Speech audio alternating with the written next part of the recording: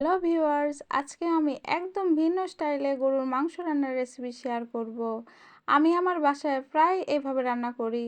এখানে আমি গরুর মাংস নিয়েছি, তাতে পেঁয়াজ রসুন বাটা, আদা জিরা বাটা, মরিচ গুঁড়া, লবণ, হলুদ গুঁড়া, 1 চামচ ধনে গুঁড়া ও জিরা তেজপাতা সহ প্রয়োজনীয় গরম মশলা।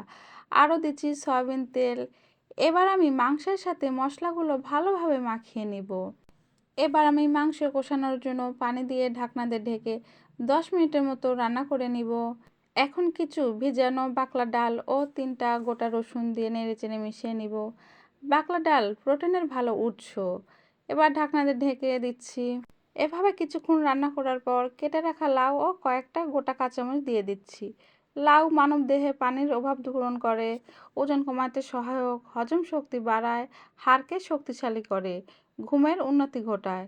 কষানো হয়ে গেছে, এবার ঝোলের জন্য গরম পানি দিয়ে আরও কিছুক্ষণ রান্না করে নিতে হবে।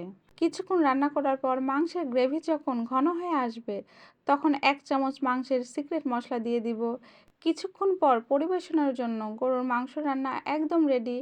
এভাবে গরুর মাংস রান্না করলে খেতে দারুণ সুস্বাদু হয় এবং রান্না থেকে একটা অন্য রকমের সুঘ্রাণ ছড়ায়।